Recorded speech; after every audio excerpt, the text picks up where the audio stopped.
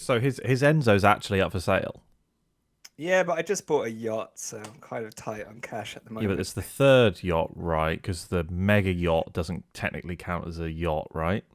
I think that just counts as a ship. We just rent Yeah, that out for like sure. 2 million a week. Fine. I mean, I guess I can buy Alonso's Enzo. That's a weird Yeah, sentence. it's only. Alonso's Enzo is a bit of a mouthful. But welcome back to the 107 podcast with myself, Jacob, and my co-host Ash. Today we are not only are we, coming off the back of a nice race week and into another race week, but it's just the two of us today. Yes, Which apparently makes a change. it does make a Back to change. back, Feels yes, empty. yeah, it does. It feels lonely. I can't believe that they've left the two of us alone. I know. But obviously, we are off the back of the I Give It F1 podcast duo joining us, and also the Fans Talk F1 podcast duo joining us too the week before.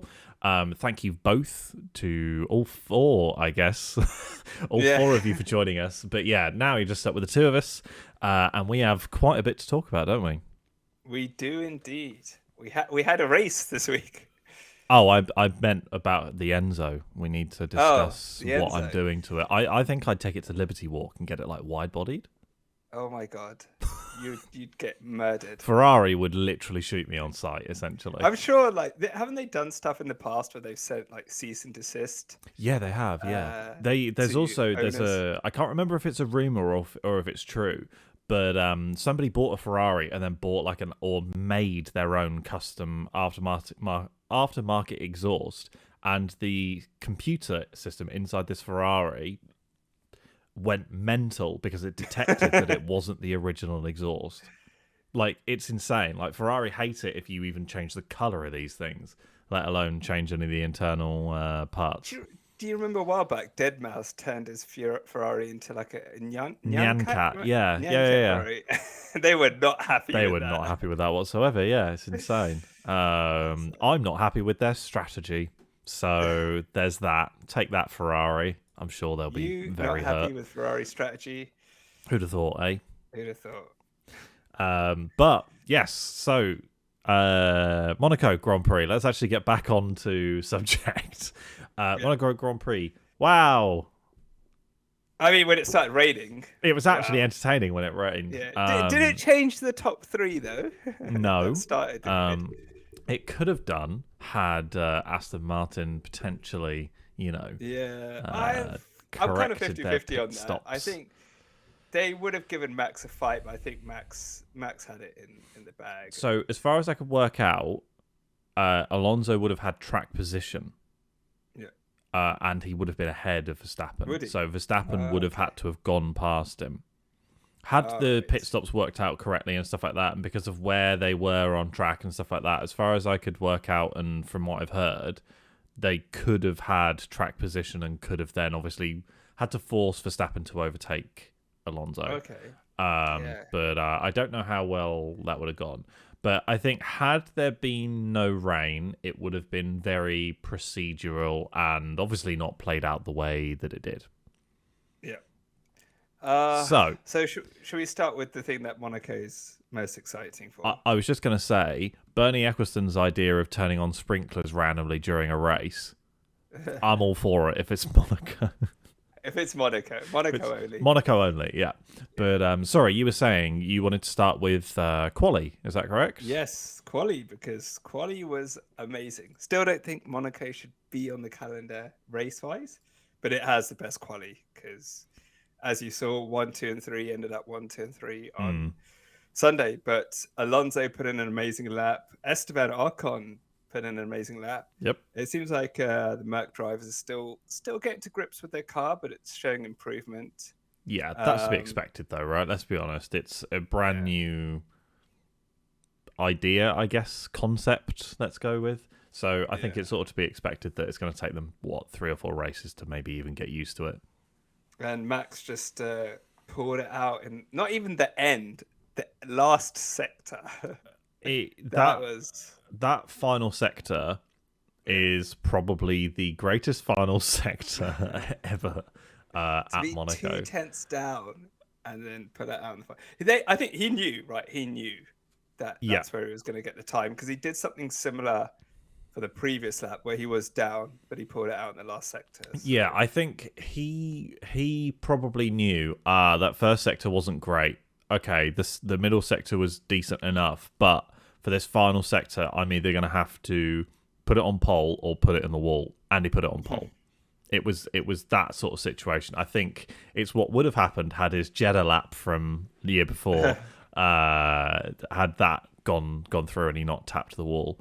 That sort of level, I guess. I think that lap was more special had he not crashed, or would have been more special had he not crashed. But this lap was pretty special as well. Let's be honest. Yeah, because it was that hope. It's the hope that kills you. Yeah. Right? You see, sector 1 is slower, sector 2 is slower, and then bang, sector 3 puts on pole by 8/100ths. Yes, Wow. which is unreal. So yeah, I guess bad luck to Aston Martin. It was almost theirs to lose at a point. But we'll go on to it a bit later on. But apparently there are updates coming to the Aston Martin for Barcelona, which is this week. It is race week, yay! But apparently there are updates coming to the Aston Martin, and apparently they will give 0.2 per lap. Oh wow! Apparently. Okay. Well, Aston did it last year, didn't they? They developed the car over the season, and they had a strong car at the end of the season. So, yeah, it'd be interesting to see where it goes. Yeah, absolutely. Charles Leclerc's luck continues at Monaco. He just has the worst luck in the world, honestly. He's like, there are very few. Look, there's 20 drivers in Formula One, right? Yeah. How many of them actually have a home race? So you've got the British drivers have a home race. Yep. Spanish drivers have a home race. Mm-hmm. This is the closest for Logan Sargent has a home race. This is the closest for Ocon, and I have a bone to pick with Ocon once we talk about the race because Ocon has had one, but they got rid of France. So Verstappen has one. Verstappen has 3 home races. But Verstappen technically has one. He has the Dutch one. He has the Dutch, but also has the Belgian, and then also has the Austrian. So Nick de Vries has. It's actually easier for the drivers that don't have a home race, which is Alex Albon, Valtteri Bottas, Kevin Magnussen, Nico Hulkenberg, Zhou Guan Yu, but that might change. Well, he should have had a home race. Yeah. So about 5 drivers, 15 drivers have a home race. Actually, that kind of, my point was like, not many drivers have a home race. Quite a few drivers have a home race. You could also argue that Albon kind of does have a home race because he's sort of British as well. Semi-British, yeah. So obviously he races under the Thai flag, but I mean, you know. Yeah. I'm going by the flags. Yeah. Anyway, it's his home race. He's in a quick car, and it just never works out for him. Ever. It must be painful as a Ferrari fan. However, I'm not really a Ferrari fan, so it's actually quite funny. I really feel for him. Yeah. But that was a well-deserved penalty. So yeah, so he got a penalty for blocking Lando on his fast lap in the tunnel, and so thank you for the context for I guess maybe people who missed quali.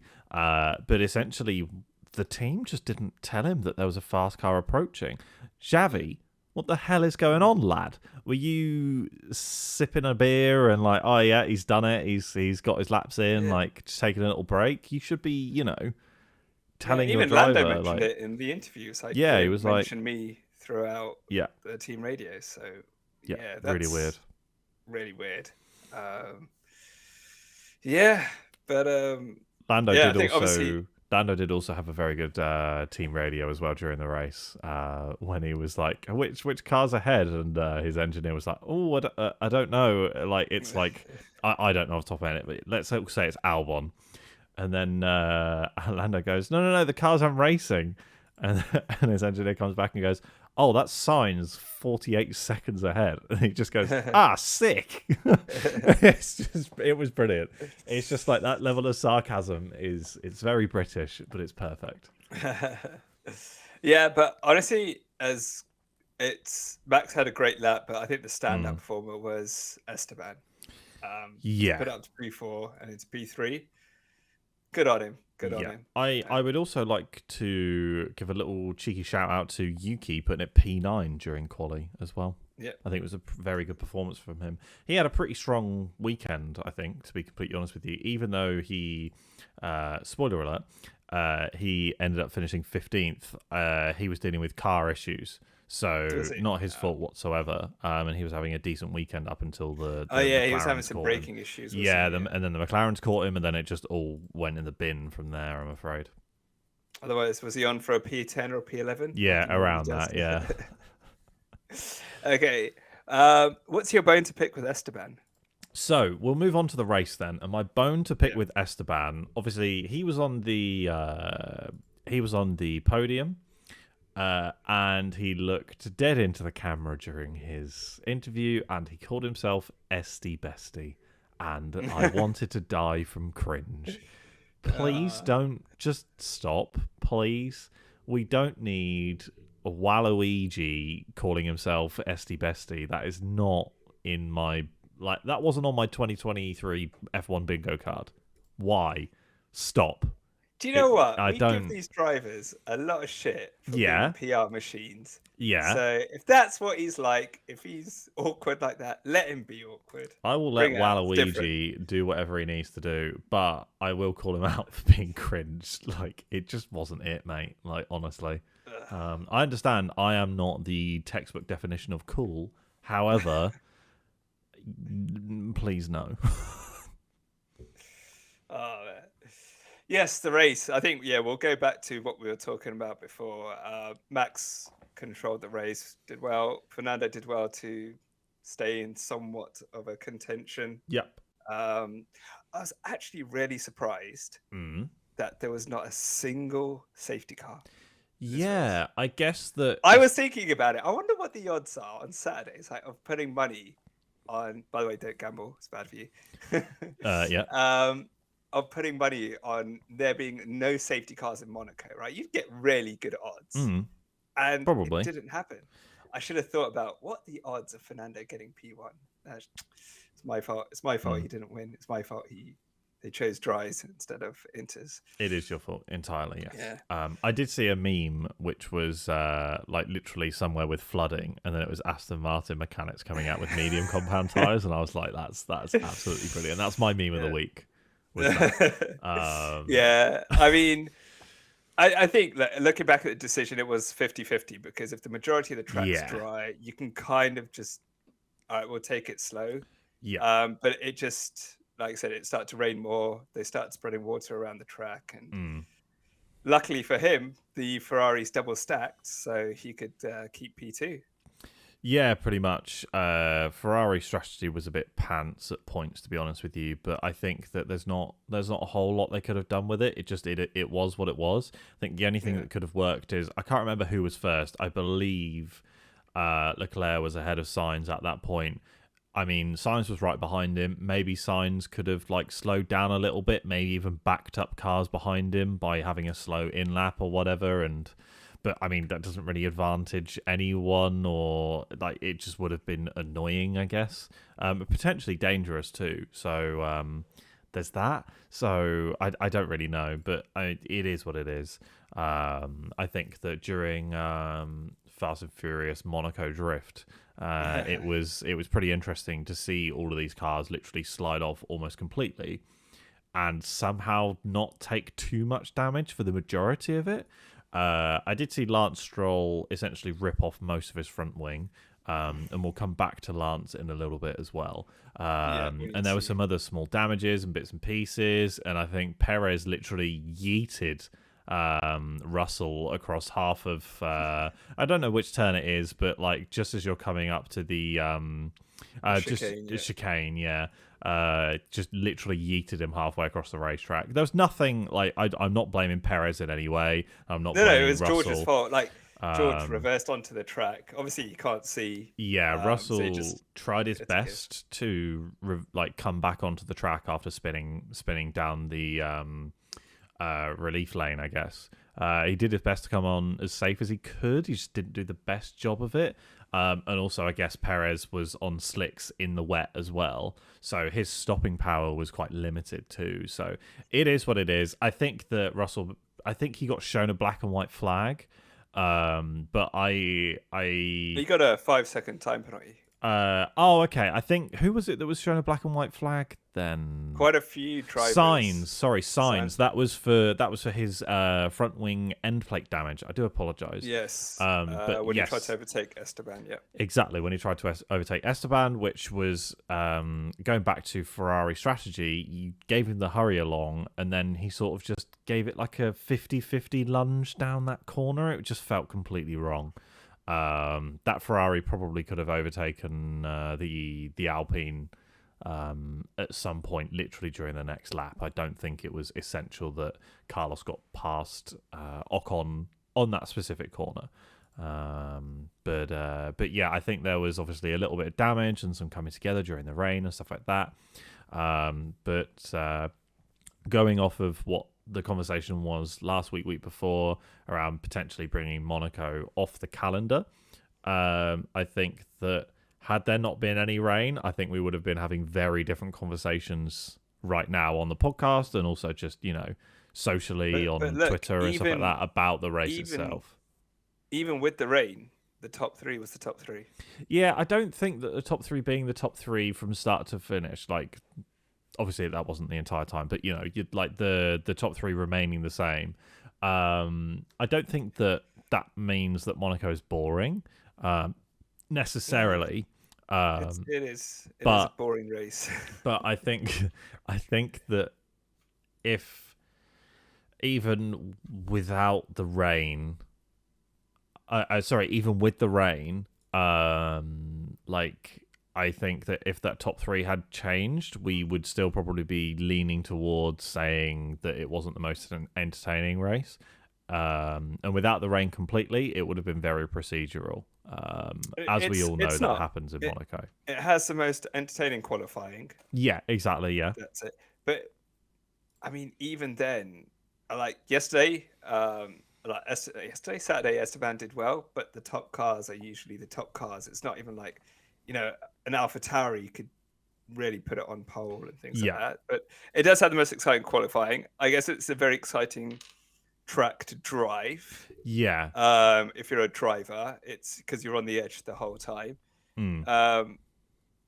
But yeah, it's not a race. But F1 did actually handle the race in terms of presenting it. It was because it's done by Monaco TV crew. This time as a Formula One production crew. It felt a lot better. It felt like they were in the right place at the right time. Yeah. Helicopter shots. It was the first time they've ever had a helicopter.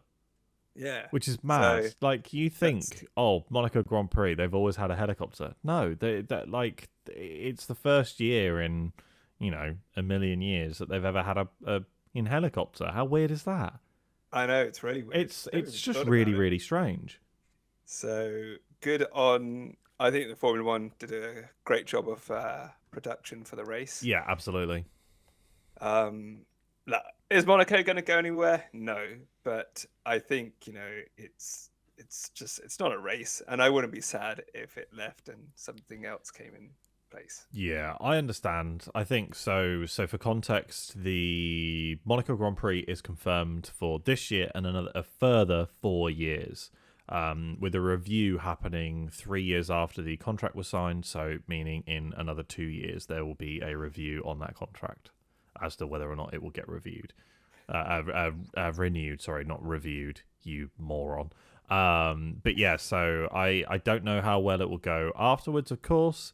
Personally, I think it's just one of those things that we kind of have to keep on the track, but on the calendar. But I think that we should do some stuff to change it up a little bit there every now and again. Like if we want to mess with the qualifying format and stuff like that, that's the race where you mess with the qualifying format, or you mess with the race format, or whatever it is. You play around with, like, I remember in Formula E, you had like fan boost and stuff like that. Like, you play around with those mechanics. I don't think fan boost is a good idea, for the record, but you play around with mechanics like that. Like, I don't know, you're ERS gets an extra 20 horsepower if you go through this gate, and you can only go through it 3 times a race or whatever. Like, I'm not saying again that any of these ideas are good, but I'm just saying that like this is the weekend that you mess around with it. I definitely don't agree with F1 Matt from 2 episodes ago's idea of running a heritage car, because that just honestly I don't think that makes any sense. Yeah, but I think that we can definitely mess with the Grand Prix. But I don't think that it should be removed from the calendar as of yet. Do you think? I think maybe they should get rid of the chicane after the tunnel and have that as one long straight. I agree. I absolutely agree. And I think that might help overtaking opportunities there. I do have another question though, because I don't know if you're aware, but the Indy 500 was also on Sunday. Yes, I was aware. And I didn't know who won. I can't remember who won, but he ran into the crowd. It was brilliant. Like, that's the sort of thing that, you know, people should do. Like, when you win at the Monaco Grand Prix, you should run and jump straight into the crowd. Like, because it is part of the Triple Crown. One thing I wanted to talk about is that, to me, I understand that Monaco is one of the 3 races that you have to win to get the Triple Crown. However, Monaco typically, in recent times, hasn't been the most entertaining race or anything like that, right? It's one of those heritage things where it's carried on. And it's an event for the rich and famous. Exactly. Should that be replaced with a different race going forward? No, because Monaco, as a driver's track, because I think that's what the Triple Crown is, like with the Le Mans and Indy, right? Le Mans and IndyCar, yes. Is as a driver's track, considering how easy it is to crash there, considering you've got to basically put on pole to win, and even then, it's not a guaranteed win. I mean, I just think because it's pure skill, that race is pure skill. It should definitely be still part of the Triple Crown, my opinion. Even though I've said numerous times to get rid of the race, as part of the Triple Crown, it should stay. And I don't know what other race you would replace it with. That's what I was going to say. So that was my follow-up question, is that if we were to get rid of Monaco and it wasn't to be on the F1 calendar, if you had to pick another race, what would replace it? I would argue it's got to be 50-50 between Monza and British. I was going to say Monza and Silverstone. Yeah, I'd say that. Those are the 2. Because in history-wise, those 2. But yeah, the only other one I could maybe think of is Spa. Yeah, Spa I think comes in a close third. Yeah, but I think it is pretty close. Maybe Suzuka. Yeah, Suzuka would be a good one, actually. They are very technical tracks, and they really get the best out of the drivers. True. If you do well at Spa, Suzuka, and Monaco, you are a good driver. Yes, true. I'm just thinking, like, Suzuka just doesn't have that history, and it's not been part of the F1 calendar for like that long. Yeah. History-wise, it wouldn't be up there. Yeah. It would be Silverstone and Monza. So I'm just asking the question. And speaking of the Triple Crown as well, what did you think of the McLaren livery that they ran over the weekend? Were you a fan or no? Okay, so I have one slight issue, was that it looked a lot like the AlphaTauri. Yeah. Okay. Yeah. But I do like the way how they made it look like the Marlboro McLarens. Yeah, I think that's a nice nod towards that livery, because I thought it was all right. It's not as good as the Golf livery. No. And I'm actually looking forward to what the Williams Golf livery will be. Yes. I think they've got 4 designs that are up for Which of the vote. 4 did you prefer? Because I preferred the 4th one. I think I preferred the 3rd one. Really? We'll have to yeah. Should I quickly Google it? Yeah, quickly Google it. Williams, what was it? Golf livery. Yeah. Golf F1. Golf livery camera. Can we get out? Can you share your screen? I'm already recording my screen, so what I will do is Should I share my screen? I will hold on one second. I will just share my screen real quick. Like for the audience. Let's go with the audience. Yeah, if you watch your video. So I think it was the 4th one that was the best one. But 'cause currently is round one. So they have number one and number two, which was Bolder Than Bold versus Contemporary. And in all honesty, Bolder Than Bold I think is nicer. I think Bolder Than Bold is nicer. Yeah, Yes. I'm going to submit my vote. Yeah. All right. Let me. Cool. Yeah.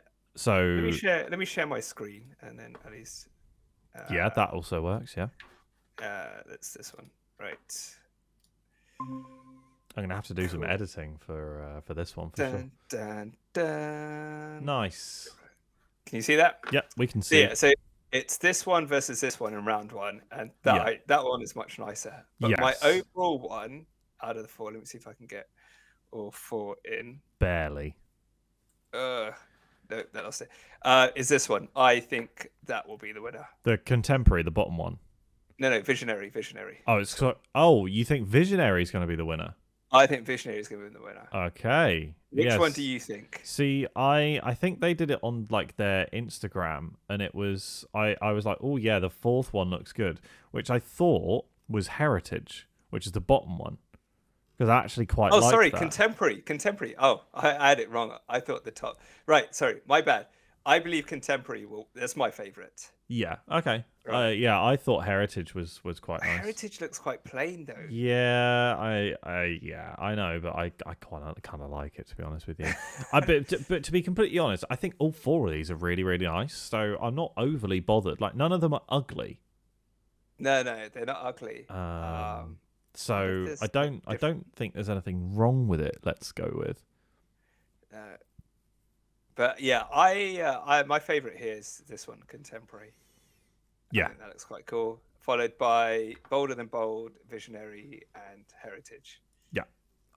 So just to give everyone a little bit of context, what's happening is Williams are running a livery fan vote essentially to decide with the livery that will run on Alex and Logan's FW45 in Singapore. So it will run in Singapore, Japan, and Qatar.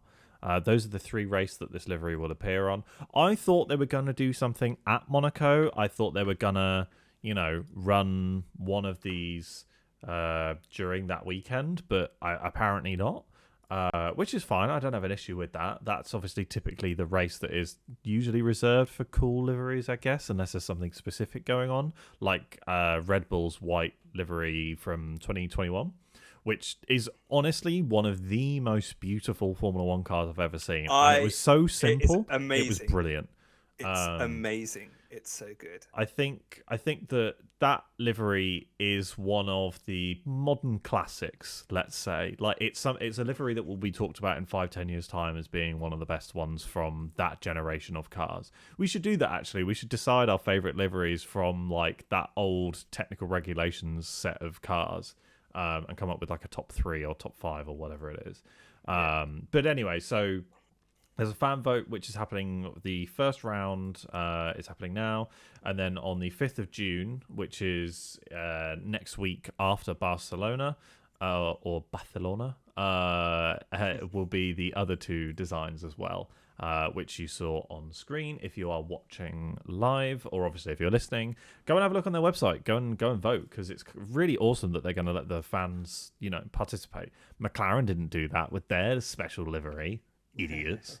So points to Williams there, honestly, for getting the fans involved. It's really really cool to do. Yeah, if there's any team that should be doing multiple liveries, it's Red Bull, because they've got the different drink designs, haven't they? True. The different flavors. Yeah. They should really change it up a little bit more, I think. Yeah. And they'll sell a ton of merch, right? Yeah, you would think it would be a surefire the white thing. and red. What do you call it? Attire? Not attire. Whatever it is, t-shirts and stuff like that. The white and red ones, I think people would just clamor to buy it. Yeah, I do also think, or I'm assuming, and I think this is actually a good point. I'm assuming that the Austrian Grand Prix for Red Bull, they will do something specific for Dietrich, who was I think it was the founder of Red Bull? He co-founded Red Bull. Yeah, sorry, I didn't know the specific like what the situation was, but obviously he was. He's one of the co-founders. Yeah. And yeah. But he was massive in Red Bull actually becoming like an actual Formula One team and all of the funding. He was and big into his motorsports. Yeah, massively. So I think it would be nice if Red Bull did something to honour him at the Austrian Grand Prix. I think maybe a special livery would be very, very cool. But we'll have to wait and see. Maybe they could do like the Red Bull in like the Austrian colours. So they could do like red and white. That would be really cool. We'll have to wait and see, but I would like to see that for sure. Red Bull marketing, if you're listening, do it. Or Red Bull, whoever, if you're listening, do it because that would be phenomenal. Yeah, no, that's cool. So Max P1, Fernando P2, Fernando P3, back to the race. Mercedes 4th and 5th. Upgrades seem to be doing their job. I mean, you say upgrades. I think that Mercedes essentially just made the most of the chaos, even though George, I think, went off a couple of times. I think they benefited from the chaos, to be completely honest. Yeah, no, I think that the rain helped him, but I think in quali the car looked a little bit stronger. Yeah. George was more consistent, but Lewis pulled it out at the end, so good on him. True. Ferrari, kind of a little bit of a race to forget for them. Charles and Carlos couldn't really make any inroads. Yeah, I think it's a shame because, or maybe not even a shame, but it could get quite interesting because I think that these upgrades to Mercedes have essentially made that fight between Mercedes and Ferrari that bit more tasty. But I have a feeling that within the next 2 or 3 races, we will be talking about how Ferrari are a bit in the mud in comparison. It could be interesting to see what happens throughout the year, later on towards the end of the season, because everyone's seen the bottom of the Red Bull now with Sergio's crash. Everyone's seen the bottom of the Mercedes. True. And they've seen the bottom of the Ferrari as well. True, yes. So, and Red Bull is way ahead of everyone. Like, I don't know aerodynamics, but it's got more on it. So I'm guessing that's why it's faster.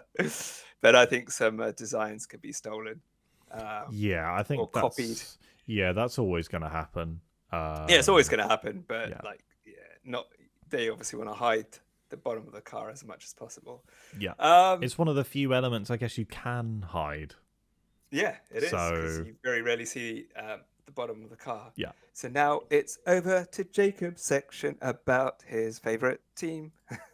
9th and 10th. Papaya glasses on. I was really confused where you were going with this. Wow, double points. Let's go. I'm very happy that double points in Monaco. Piastri's first Monaco race. He managed to grab a point, which is brilliant. I can't really complain, to be honest with you. Like, in all honesty. I think McLaren now have 17 points over the entirety of the season, and they're 6th in the constructors standings.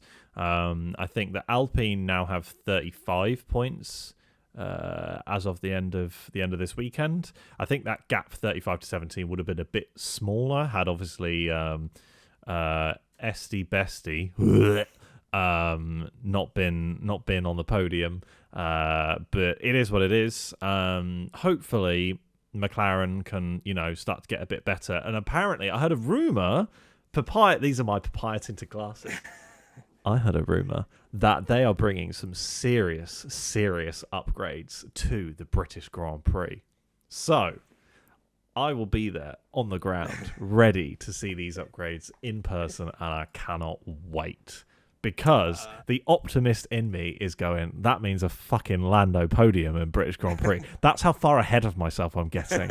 Because this is how much I forget the Red Bulls. Zach, or the I'm Ferraris, speaking to you directly, Zach. Aston I Martins, fucking need the Mercedes. Lando's and Oscar are going to get ahead of them all. Mate,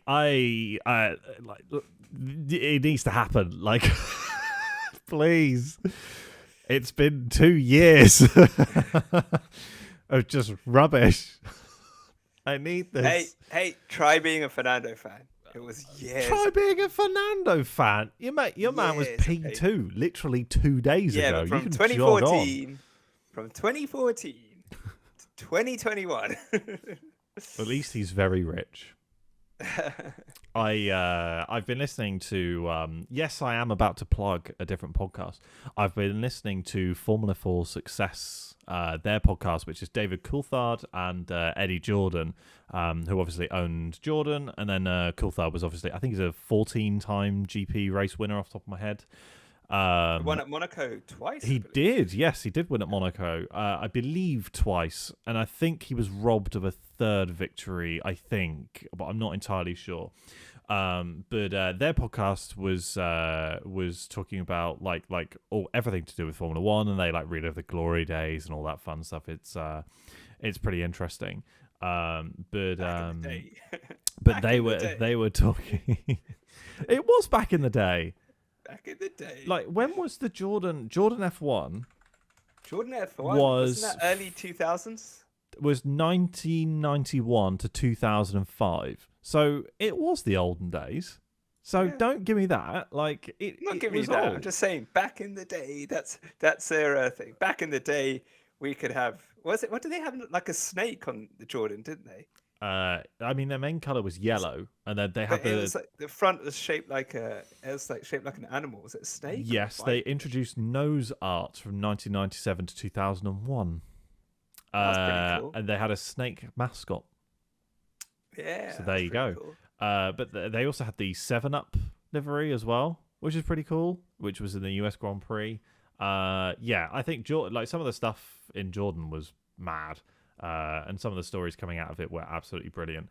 But I was just gonna talk about them very quickly because I would highly recommend their podcast as well. Actually, it's been brilliant. I've recently discovered it, and it's very interesting having like an insight not only from somebody who used to own and run a team, and on a shoestring budget, might I add. At points, he was wheeling and dealing. Was Eddie Jordan the entirety of his time in Formula One? I mean, if you want to become a billionaire, the easiest way to if you want to become a millionaire, is the easiest way to do that is start off a billionaire and buy an F1 team. That is the easiest way to become a millionaire. So unless you're Dietrich Mateschitz. Yeah, unless you're Dietrich, and then it's just fucking stonks, I guess, which is mad. But yeah, I just highly recommend that podcast for sure. Cool. So Valtteri Bottas, just outside the points in 11th, and Zhou in 13th. Nick beat Yuki. He did. He was in 12th. Yuki was in 15th. I don't think that Nick did it on merit, though. So I still think that yellow card is being shown. Admittedly, Nick obviously did make it through the entire race. Like he didn't crash out. He didn't, he didn't mess up massively. He brought the car home, which is brilliant. So I think that's great. But I think that had Yuki not had some reliability, not even reliability issues, mechanical issues. I do apologise. Had he not had some mechanical issues, then I think it would have been a slam dunk for Yuki.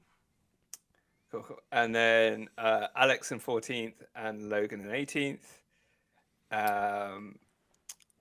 Actually, there's two drivers we need to talk about as well afterwards. But yeah, just standard race for them. Which two drivers Nico, do we need to talk about? Well, Nico's in 17th. Yeah. Kevin didn't finish. I think the two we need to talk about are Sergio's horror of a race, where he spent more time in the pits than he did on the track. Yeah. And then Lance. Yeah, before we go on to either of those two, we will obviously jump on those. Did you not see halfway through the race, Williams decided to pit Sargent and teach him about tyre degradation and how to, not have your tyres like ball up and I've forgotten the technical term for it, where it like they get marble. Yeah, to stop marbling on tyres. They were like, oh yeah, you're 20th anyway, you might as well come in and pit. They pitted him for softs halfway through and were just teaching him through how to deal with tyre degradation during the Monaco Grand Prix weekend.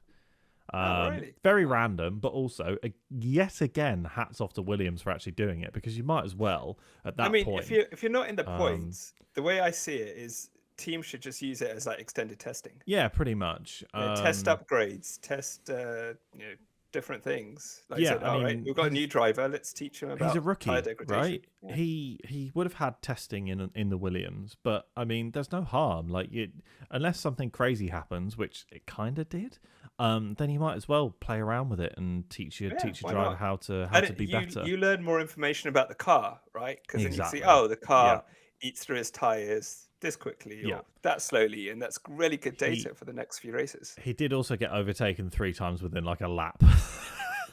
Which I was literally like, oh, he's being over. Like, there's an overtake. Wow, it's I Monaco. Oh think wait, oh, and another one. Oh, Piastri did a and another really good one. overtake on Yes. him coming up the hill, wasn't it? He Yeah, went around the outside. I think that once that And then, McLaren's a bit more racy, we'll actually see that Piastri has a bit of a dog in him. To be completely honest, I I think think Piastri is very talented. Piastri is And definitely very talented, I think, and this is in no way disrespectful whatsoever towards Daniel Ricciardo, but I do think that Piastri will push Norris a hell of a lot more next season, yeah, I in the think he will. second season for sure. I think in And the that's second exactly half of what the they need. season, I think in the second half of the season, We'll have to wait we and can see, see it won't get we? For very sure.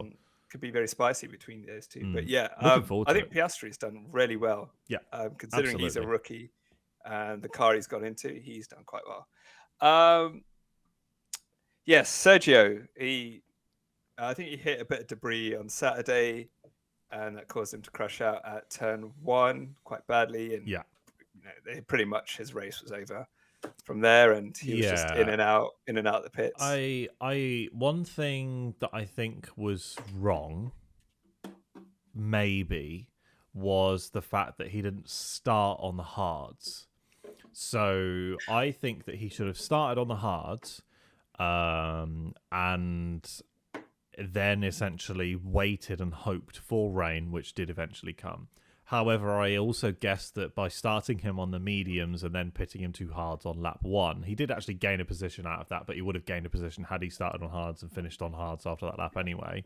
But obviously they got the mandatory pit stop. They, as in Red Bull, got the mandatory pit stop out of the way, which I think was clever, but also I don't think they necessarily needed to do it. I think they could have kept him on the hards and then pitted him for softs towards the end of the race, because that probably would have been quicker. But I don't know. I'm not a strategist. I'm not paid to be a strategist, but I just thought it was a teeny tiny bit funny when you could have just started him on the hards, and then maybe capitalized on some first lap chaos, and then you're still in the mix, and you could maybe make up a place or two with a couple of little lunges and stuff like that. That was the only thing that was funny to me about Sergio's race. Then he just I sort also of think, like he just fumbled the bag again. well, I also think it's Monaco. It's hard to overtake. Yeah. So, like whatever tires they put him on, he was going to be stuck as a faster car. He was just going to be stuck. Exactly. So maybe, like you said, pitting him early, giving him a bit of a gap, just allows him to just run his own race. But yeah, he didn't have the best of races. No, he did fumble the bag a little bit. And I think that there are a lot of memes saying that obviously, he wants to fight for the title, but, had a horrible race weekend and that sort of slipped away from him. We're only a few races in. I don't think the title's gone just yet. I think that's a bit unfair. I can understand why people would say it, because he has fumbled the bag a little bit. But at the same time, like, the season's long. It only takes one issue for Verstappen, and then suddenly it's all square again.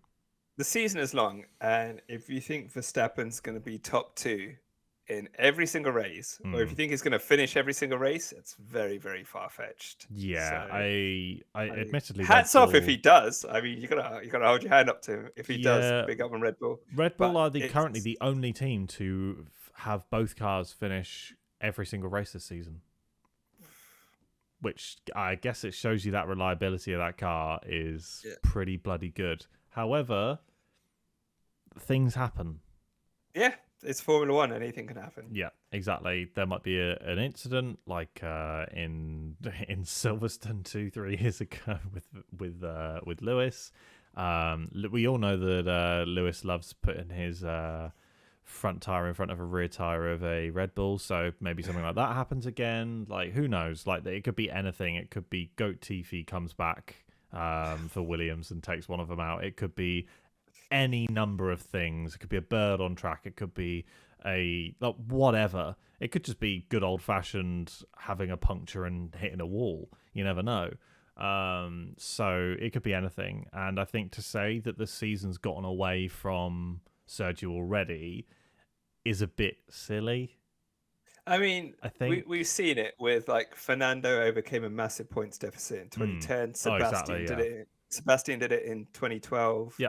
So yeah, it can happen. But I think the reason why people are saying it is like it was Fernando versus in 2010, Fernando versus Seb, Lewis and Jensen and Mark. I think it was Jensen. Yep. I'm not sure. And then in 2012, it was Fernando versus Seb. Here, it's Sergio versus Max. That's a big difference, you know. Yeah. So let's talk about Lance Stroll. Yes, let's talk about our favorite billionaire's son. Is he the only billionaire's son that we know that races Formula One? We don't know him personally. That Lance, my phone Look, number is is he 5. is he a good driver? Yeah, he's a good driver, but he's been in Formula One for 7 seasons now, so he's not a rookie. No, he's not really shown a lot in those 7 seasons. Yeah. And I think Mercedes are now 1 point. Is it 1 point behind? So the current team standings put Mercedes 1 point behind Aston Martin. Right. And I think Fernando's got 95% of their points. I believe so, yes. I believe Fernando has... Sorry, I'm just researching it as we speak. Fernando has 93 of their 119 points. Yeah. In all honesty, I think if I'm Lance, I'm a bit embarrassed. Because you're already going to have people going, oh, you're only in the team because your dad owns it. And at this point, from this season's performances, I would argue, yes. I think if this was most of the teams, especially a Red Bull team, questions would be raised about your ability to stay in the team. I think that, you know, had... Like if he didn't own the team, if Lance didn't, if Papa Stroll didn't own the team, I think Lance would probably be going, probably. And somebody did make a very good point. It's like, at what point do they, you know, say, Lance, you're not cutting it.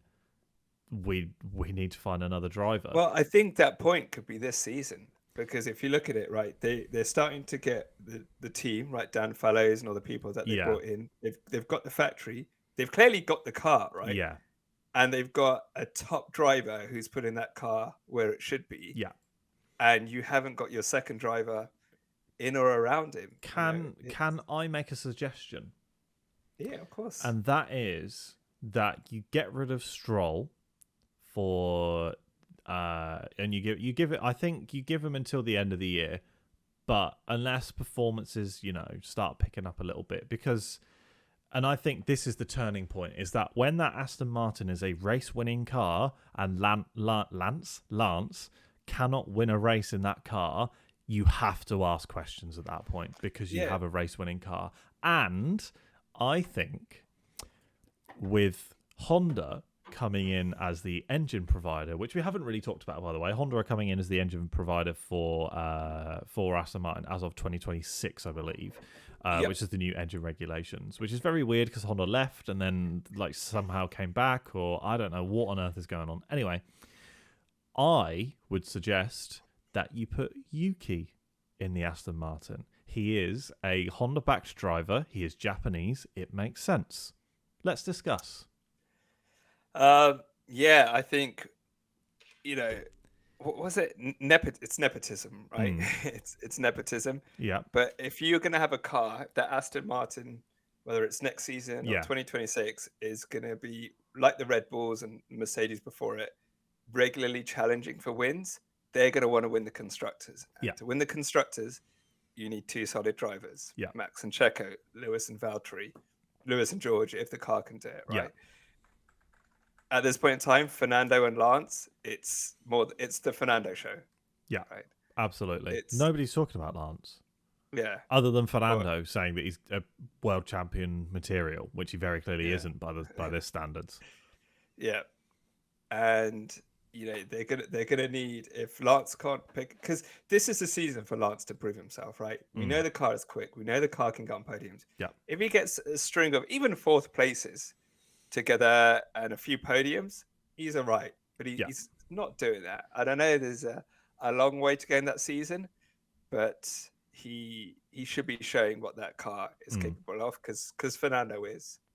So yeah, and I think if I'm Lawrence Stroll, obviously, like, look, he's my son.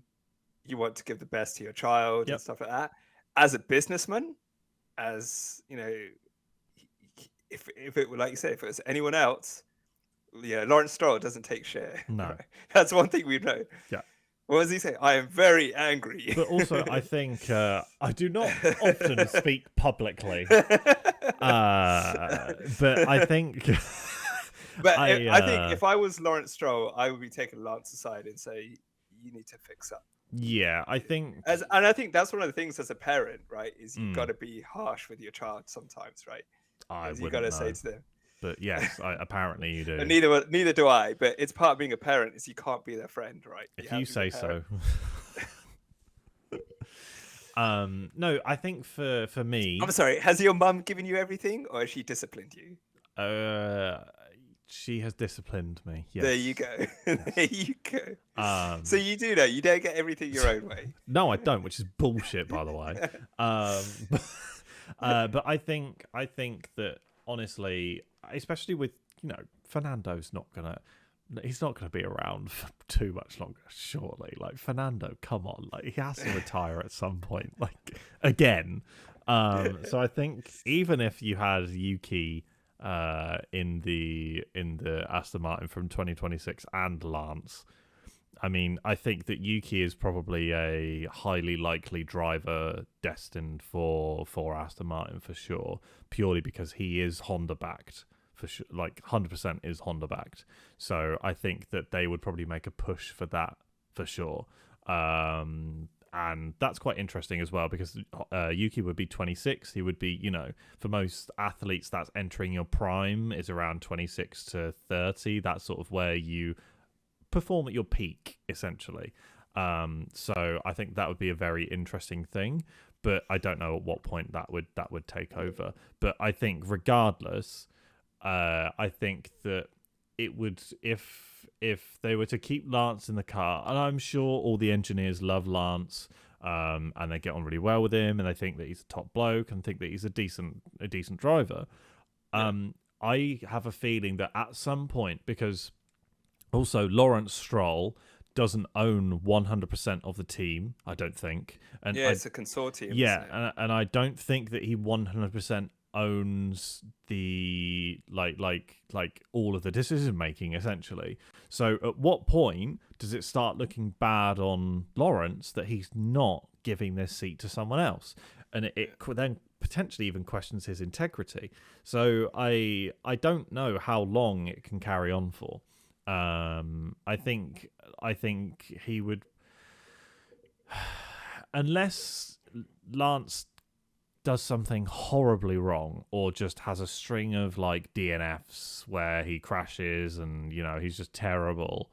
I think that he will still be around next season, essentially. However, I think after Fernando... next season, I think that's when questions will start to be raised. Yeah, I think Fernando would want him there as well next season. Yeah, because he beats him all day, every day. So he makes you look amazing. But actually, I was thinking, speaking of driver moves, I'm going to make a prediction years in advance. Yeah, go on then. Years in advance. I think Charles Leclerc is going to go to Red Bull when Max leaves. That would be pretty interesting. I think he's going to do that. I think Max has... When does his contract end? 2026. I think he... I think he leaves. And I think Charles goes in. So I think that Charles would go to Red Bull if he hadn't won a championship at Ferrari, which looks unlikely at this point. Yes, I think so. I think he would go to Red Bull. Max is contracted until 2028 season, the 2028 season. Oh wow! That's a long Yeah, time. it's a Actually, long contract. Sorry, I don't know why I had 26 in my head. I guess the engine regulations was in my head. Because I think he's going to leave at the end of his contract. I think he will. quit. I think that's why his contract's so long. Is Yeah. because he was like, look, I want to go and do other stuff. I want to do Le Mans. I want to do Indy 500. Like, I don't think he said Indy 500. He had the interview with Naomi Schiff, and he's like, I don't want to do it when I'm 40 or 50. Yeah. He's 25 now, so he runs to 2028. So he's got about 4 or 5 years. Yeah. He'll be basically to his late 20s until he's 30, essentially. I think he's going to want to do whatever it is, Le Mans. Yeah. Everything 24-hour races, all that. But I think honestly the door will always be open for him to come back. Though, yeah, I honestly think that he's going for that Triple Crown. We discussed it before. I think he's going for it. I think, and I think he'll do it. He'll do Le Mans. Yeah, I think he will do it as well. I think that he'll do it. Yeah, and I don't say this. I think Fernando will do. I think he'll do the Triple Crown. I think Fernando is going to do it as well. Can you imagine a Fernando and Max combination for Le Mans? That would be absolutely insane. Other contenders or other drivers that you could potentially have by that time could include, because I know Kevin Magnussen was supposed to drive a Peugeot in endurance. You could have Kevin Magnussen as part of that team as well, and I believe Jenson Button as well has done some endurance racing as well. So that could be a pretty solid team, to be completely honest. Well, I think Lando's talked about doing it as well. Yeah. So it could be very interesting, especially obviously if, McLaren decide that they want to maybe even produce a car for that race as well. There's that option as well. I highly doubt it, but I think that obviously the Triple Crown has only been won constructurally by McLaren, and I think racing wise, I think it's only one, isn't it? Not Damon Hill. Graham Hill. Is it Graham Hill? Who's the Triple Crown? Someone's done it, hasn't it? Bruce McLaren's done it. And I don't. So Graham Hill has done it before the Triple Crown was just Monaco. He did it when it was the Formula One World Championship. Yeah. I think that he's the only one to have done it either way. So he is the only one that's done it. It is Graham Hill. Because he's done Indy 500, 24 Hours of Le Mans, Monaco. There are a few drivers that have done 2. So Pablo Montoya has done 2. He's done Indy and Monaco. Yeah. Jacques Villeneuve has done Indy, and he was a Formula One World Champion. Yeah. In terms of recently, it's Fernando. He needs to win Indy 500 to do it. Fernando is currently the closest to it, and other than Montoya, is the only active driver by the looks of things. I don't know if Montoya is still an active driver. Yeah, no, Montoya is technically still active, and so is Jacques Villeneuve. He's technically still active. No,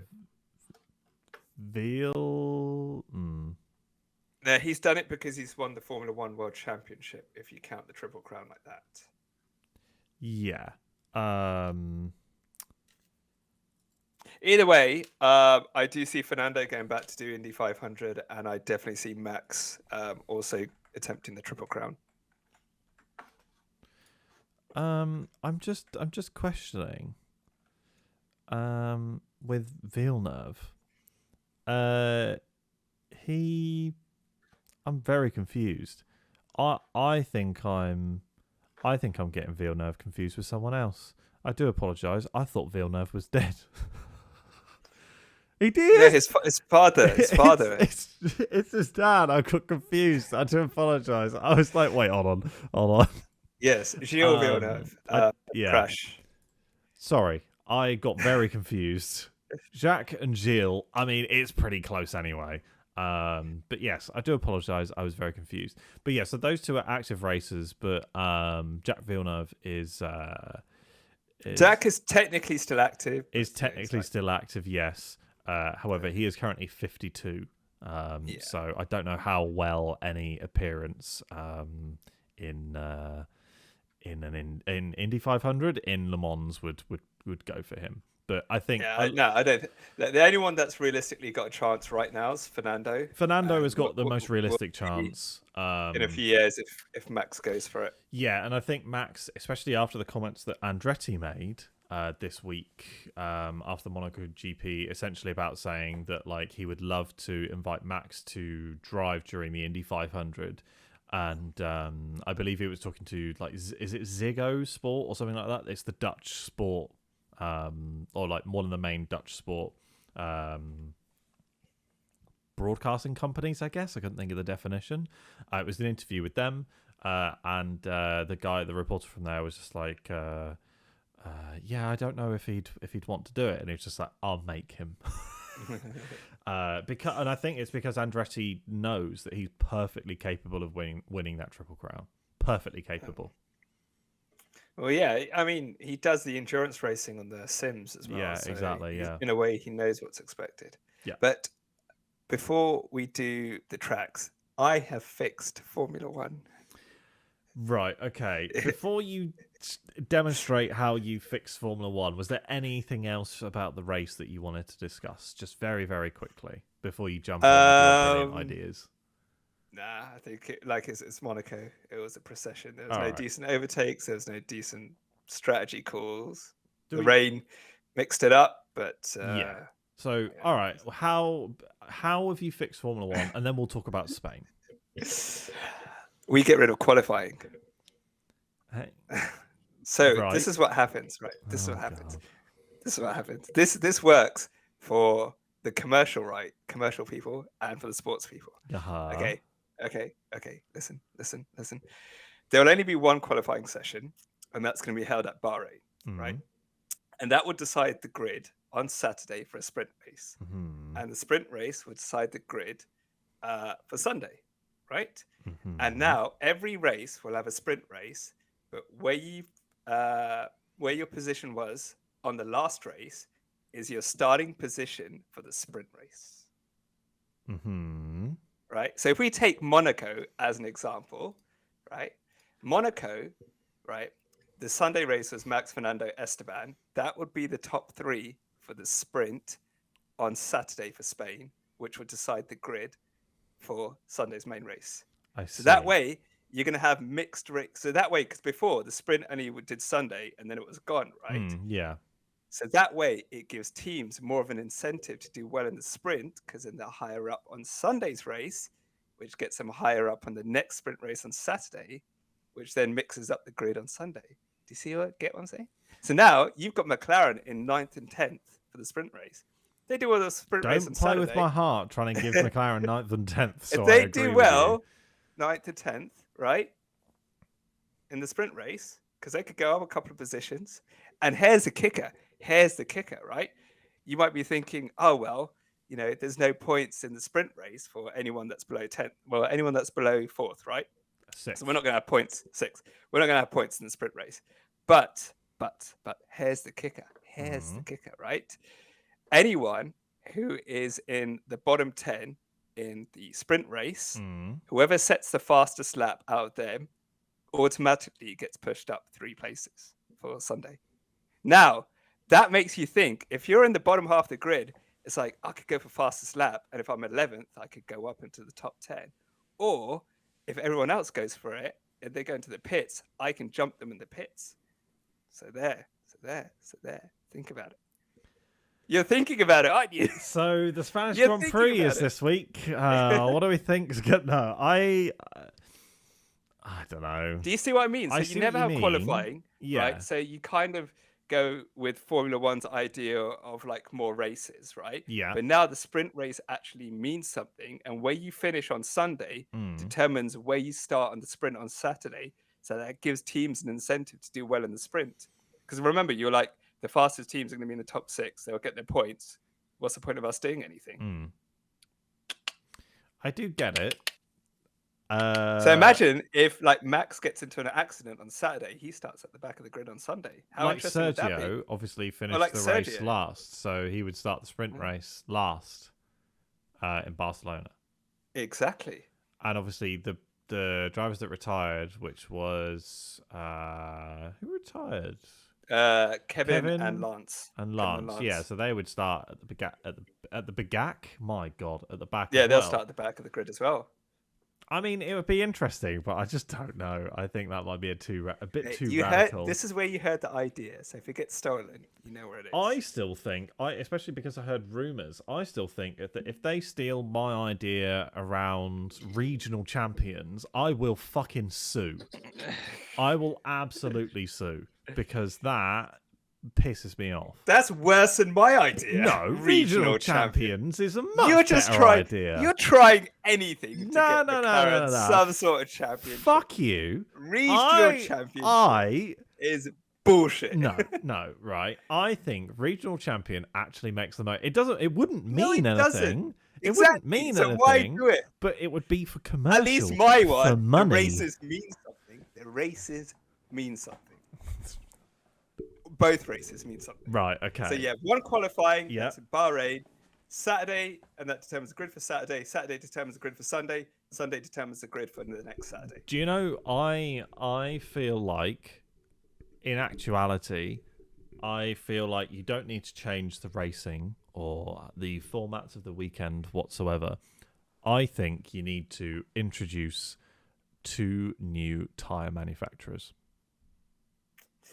No. And I think you need to have different tyre manufacturers because Pirelli are making the races boring. They're not. They only do what Formula One ask them to do. Yes, which is make the races boring. The races are boring. Fix the tyres. Get Bridgestone back.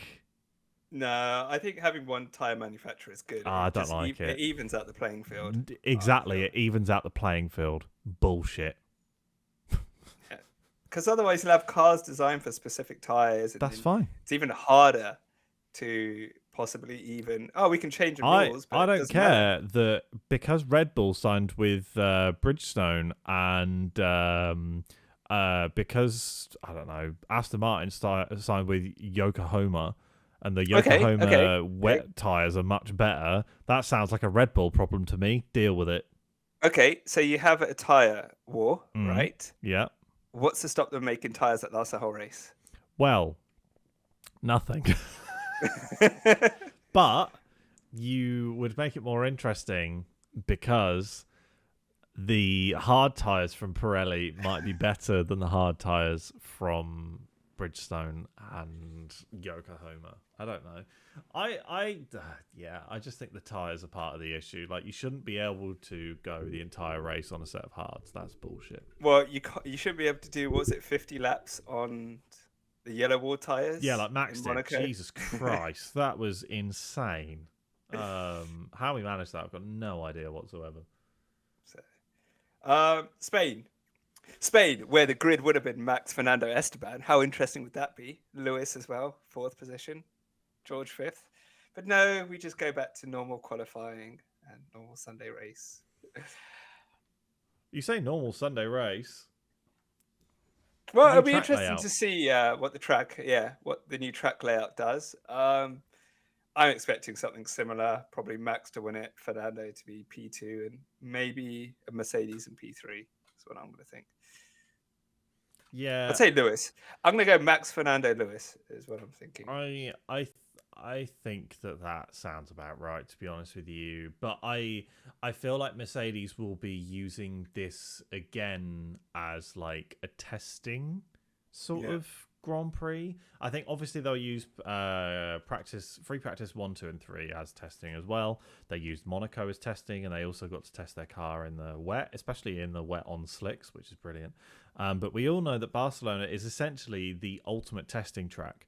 So I think that what they will do is they will take the learnings from Monaco and they will bring those to Barcelona and just essentially optimize. So I think that it will be a solid enough car, but I feel like they could play around and we could see potentially George take a slightly different downforce compared to Lewis or whatever it is. And they'll use what race data that they actually generate to go forward to Canada, which is the race after, right? I was literally going to ask you, like, what's the race after? And it is Canada. Yeah, Canada next. Yes, because we go Canada, Austria, Great Britain, Hungary, and then Belgium. and then Belgium, and then we're on the mid-season break. Got it. Yeah, I think that that's essentially what they'll do. They'll look to go to Canada and be the best possible car, because also Canada's quite far away, so they won't be bringing any upgrades or anything to that. I think that they'll be looking to that. I think maybe even short-term goal is for Mercedes to say, we want a podium at the British Grand Prix. We want to be on that podium on merit. I think that will be a very short-term goal for Mercedes. Well, if there's anyone that pulls it out at Silverstone, it's Lewis. It's typically Lewis, yeah. Whether or not he has to yeet a car into the barriers at all is 50-50. We need to do that. I think during the mid-season break, we need to bring up some contentious incidents. Yes, yeah, I think we do. That's on the list, and the Seb Lewis Canada one is on the list, and then yes, we'll find another it is true. But yeah, so it's going to be interesting for sure.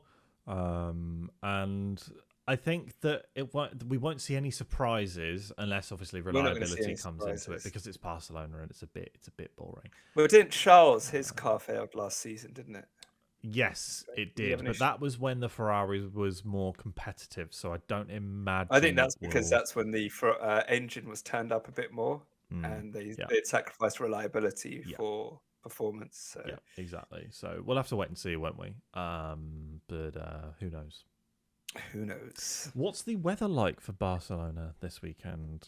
Barcelona weather, because we've had 2 wet weekends in a row. Technically, I mean, admittedly, we didn't get last weekend. Sunday's rain. Yeah, that was wet. It's an understatement. Yeah, Sunday's rain. On Sunday in Barcelona, it's set to rain. Oh, that's interesting. According to the forecast I just saw, 25% at the moment. Okay. But isn't that the thing? Like, hold on. This works differently, doesn't it? The percentage of rain doesn't mean there's a 25% chance of rain. It means a 25% of the area will be covered in rain. So yes, typically it can mean. I did not know this. I learnt this recently. Yeah, so I've known this for a while. It's very interesting. However, it does say probability of precipitation does say 25%. Okay, so there's a 25% chance it could rain. There's also, to give, I don't know, somebody some hope, there's a 1% chance of thunderstorms. Yeah, but so AccuWeather, the most reliable, accurate source for weather, I guess, is saying that there's a 25% chance of rain, and also the like if you Google weather for Barcelona, it looks like there's potentially rain. BBC Weather, which is obviously from the Met Office, is saying that there's going to be high chances of rain in the morning. So who knows? It might be that we start on a wet track. No idea. But we'll have to wait and see. We will have to wait and see. Yeah. But yeah, there we go. There we go.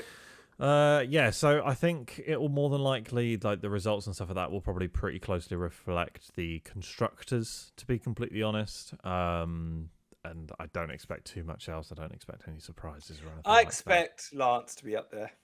I would hope that Lance is up there a bit more, but we will go on Lance watch this week and see if we can figure out what's going on with him, and hopefully he pulls it together a little bit. We will also be on AlphaTauri watch to see what happens with Nick De Vries and Yuki Tsunoda. Cool. But we did briefly mention it earlier that we would maybe talk through our tracks that we had been designing. Would you like to run through them now? We have been recording for an hour and 13 minutes. No, would you like to? Long. No, okay, fine. We'll just leave it there then. We'll wait for next week or the week. This is just gonna be a long-running joke. We have, we actually haven't designed tracks. It's just But what we can do then is we can just do it the week after. So not next week, because we'll be talking about Española. We'll be talking about Fernando winning at his home race. I do apologise. Yeah, we'll be talking about Fernando winning his home race, Nick De Vries P2, and we'll go from there really. But yeah, I think that we should leave it for in a couple of weeks' time. Yeah. But yeah, I'll be honest with you. I'm not really looking forward to Barcelona. Really, I think it's going to be a bit better because of the track changes. I think it's going to help with overtaking. I think that without the track changes, in all honesty, Barcelona is more boring than Monaco. Personally, but it is what it is. It's not the most interesting of races, but hopefully the track changes improve it, and then that gives a little bit of a kick up the arse to get Monaco changed to show that, hey, look, if we tweak the track, we can improve racing. True. I mean, not many changes you could make at Monaco. But... I also think one of the things about Barcelona, it's a long race. True, it is a long race. Yeah, it's quite a lot of laps. I can find out how many laps we have. I reckon it's 66. I'm looking at the results. I'm not looking at. Whoa! Breaking news. Oh. Breaking news. McLaren. This is 13 minutes ago. McLaren have announced the signing of Rob Marshall from Red Bull as new technical chief. Ooh. So he will be joining on January 1st, 2024. Oh, wow. Obviously, with James Key disappearing, he will be stepping in. There we go. Very interesting. That was all. Just a little tidbit. No, that's quite big news. It's reasonably we'll have to talk big. about it yeah. more in. But also, if you want to know who Rob Marshall is, he's the big bald guy that you sometimes see on the podium. Yes. But just to give you an idea as to how many laps we have at Barcelona, it is 66 with a race distance of 307.236 kilometers. Called it. And the first Grand Prix was in 1991. There we go. Cool. Well, yeah, cool. Thank you all for listening to us drone on. If you think my Formula One change is great, do support. Nice. Do let us know. And if anyone from Formula One is listening, just a few million for you to buy the idea, and it's all yours. I'm thinking at least 2. Well, I need to buy that Enzo, so yeah, exactly. We're going to need a few million. Straight trade. Mate, I wouldn't be able to afford the fuel that goes into it. Or the let alone the insurance. Or the insurance. Yeah. Oh, man. No, I'll just drive it on a video game or something and be like, living the dream. This is the closest I'll be. Yeah, I mean, I'll let you finish off taking us out. Yes. Thank you all for listening. We will see you next week where we'll be discussing all things Spain, possibly pain, if things don't go our way. And if McLaren don't get into the top 10, we could see Jacob crying.